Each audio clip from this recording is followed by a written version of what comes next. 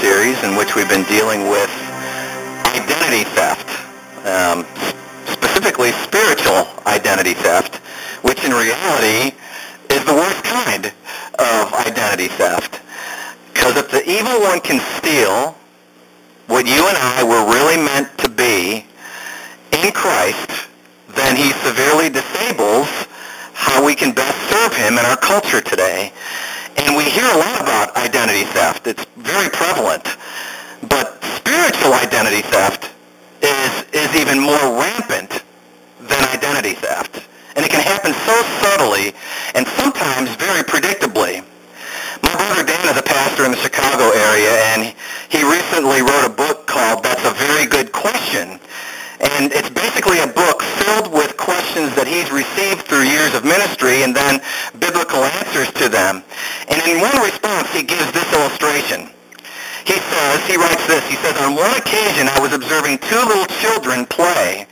One of the kids was a little bit older and bigger than the other one. They proceeded to put on a brief clinic for me. They were both sitting in the midst of many toys. Each of them had access to lots and lots of toys. But the bigger child noticed that the smaller child was playing with a particular toy and really enjoying it. And for some reason, that bothered the bigger child. And the little child just seemed to be having too much fun with that toy. So the bigger child approached the littler child and took his toy away. And that upset the smaller child for a moment, but there were lots of toys. It wasn't long at all before the smaller child picked up another toy and started playing with it. Amazingly, in just a little time, the bigger child once again saw the younger child having a wonderful time with a different toy. And of course, it was a toy that was equally available to the bigger child just moments earlier when neither of them were playing with it. And the bigger child had already taken the toy previously that he wanted from the smaller child, so he should have been satisfied. But no. He quickly tossed aside the toy that he had just plundered from the smaller child, and he pulled the other toy out of the smaller child's hands. Dan continued, I thought this little fellow might start crying, but he didn't.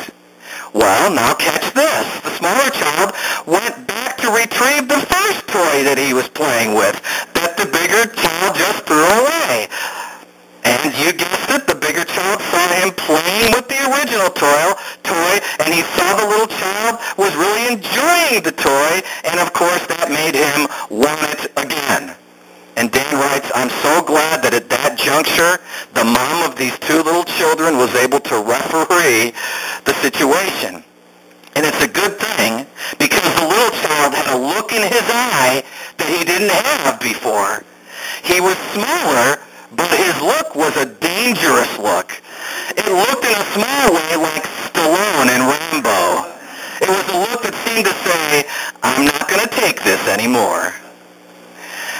Isn't it amazing how we can see the sin nature even in small children? We can see the potential that the evil one sees for spiritual identity theft in our life. Well, that's the part of the dilemma that we're all of us are born into, aren't we? That sin dilemma just helps to show that there is nothing simple about us. We're all very complex. We're very multifaceted. Sometimes we're not very easy to understand, are we? Truth is, there are many factors that have gone into creating our true spiritual identity. King David of the Old Testament of the Bible writes this in Psalm 139:14. He says, I praise you, God, because I am fearfully and wonderfully made. Your works are wonderful. I know that full well. The Living Bible translation of this goes like this. Look at this. Thank you, God, for making me so wonderfully complex. It's amazing to think about. Your workmanship is marvelous, and how well I know it. I mean, that verse right there is extremely difficult to deny, isn't it? That all of us are wonderfully complex. There's so much that goes into all of our makeup. So to become all that God intends for us, it would be very helpful to look at the many I mean, there are many factors that could affect our spiritual identity. In the Old Testament, there's a verse, Ecclesiastes 7:18, it goes like this: a person who fears God deals responsibly with all of reality, not just a piece of it. We're complex. We need to deal with all of the reality that's a part of us. And if we're going to be serious about having our spiritual identity stolen, or not, hopefully not stolen from us, we need to look at all the factors in our life, not just pieces of them, that can influence our true spiritual identity. Can you relate? Again, that's the name of this message series, and that's a question that we've thrown out there several times. I'm going to throw it out there again several times today, because it's important that we relate to this, because our identity is crucial. It's what makes us, us. It's what makes us who we are.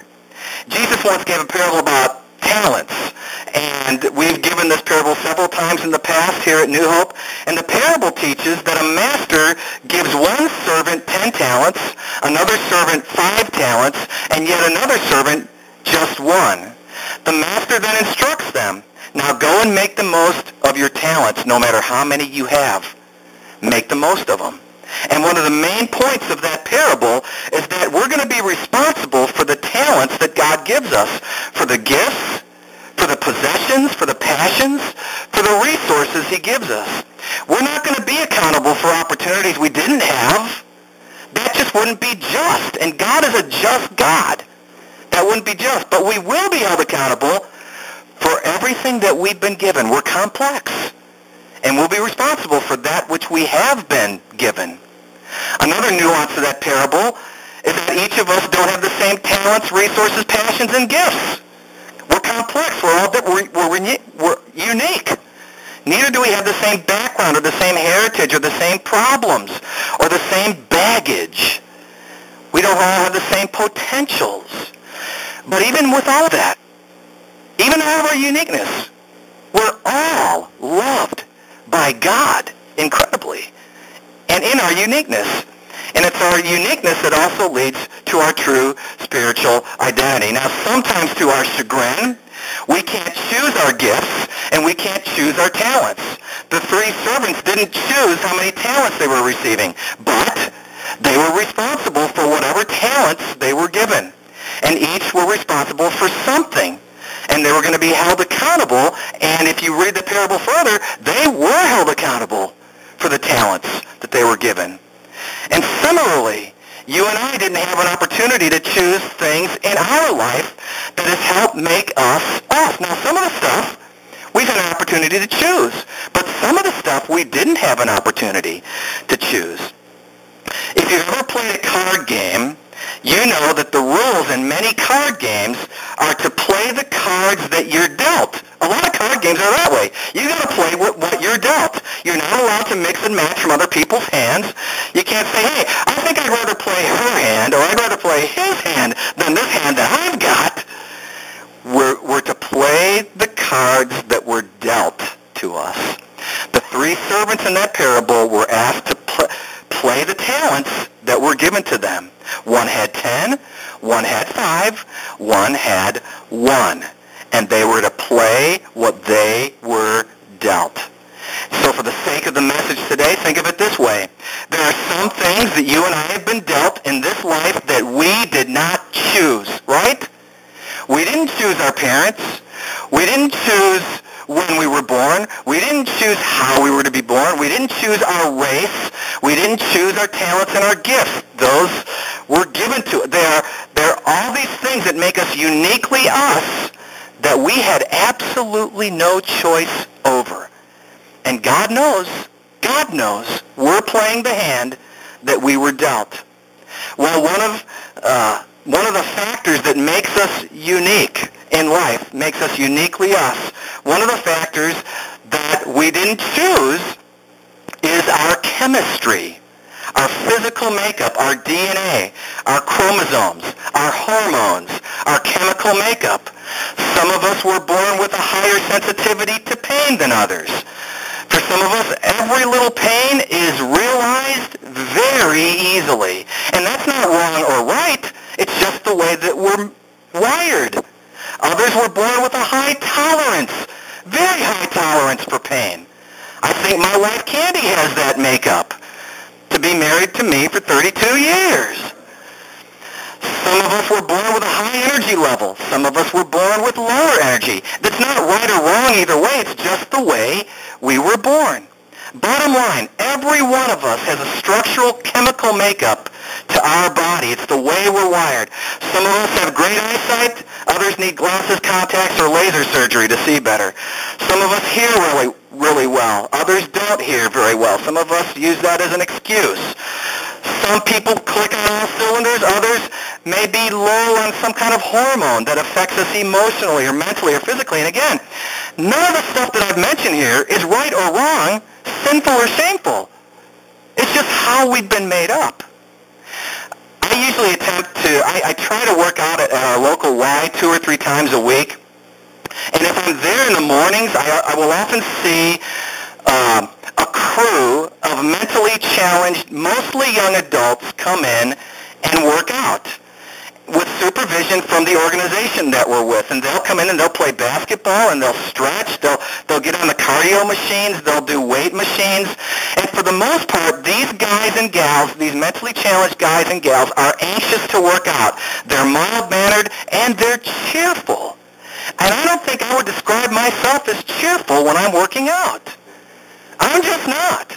But there's one young lady in particular that almost always has this tremendous attitude, always smiling. She uses the elliptical, she uses the treadmill, she'll hop on the roller, and while she's doing this, she'll be singing, she'll just break out in laughter while she's doing it. And that's not me. I'm not singing and joyous while I'm on a treadmill, but she is. Now, last week, this mentally challenged young lady came in with this awesome demeanor that she always has, with a T-shirt that read this way. It was on the back of her shirt. It said, "I'm rocking my extra chromosome." I'm rocking my extra chromosome. And she's been taught that her uniqueness is worthy of positive expression. I mean, I'm getting goosebumps just remembering that T-shirt. I'm rocking my extra chromosome. What an awesome example she is. No identity theft with her. And I just had to smile. She has been dealt a hand not of her choosing, and yet she is moving positively ahead in her life with what she's been dealt. And the amazing thing is, you guys, God can use our physical and our mental and our emotional challenges for His purpose and for ours. And even more amazingly, it's often out of the most difficult challenges that God has brought the most glory. Out of our weaknesses and out of our challenges, that's when God has brought the most glory, many times. So Psalm 139:14 is true. Thank you for making me so wonderfully complex. It is amazing to think about. Your workmanship is marvelous, and how well I know it. I mean, just read the Bible, guys, and see how God showed up in people's lives who had tremendous weaknesses and tremendous challenges. Another factor that we're dealt in life, out of our choosing, in a lot of respects, especially early on, are our connections. A big part of who you are and who I am is due to the relational connections that we had no choice over. And those connections may have been healthy, they may have been unhealthy, they may have been abusive, they may have been non-existent. And this is an important link because studies show that our identity, how we see ourselves, is largely determined by what we think, what we believe the most important people in our life thought about us or think about us. Can you relate? I can relate. It's our connections that help give meaning and purpose and identity. So if we grew up feeling disconnected from pivotal people in our life, we may have a difficult time discerning our true identity, our true spiritual identity. People who encountered healthy relationships in their life while growing up, most know that their life matters and that they're loved and that they're accepted. You know, so much of life is relational and relationally pivotal. Really is. One day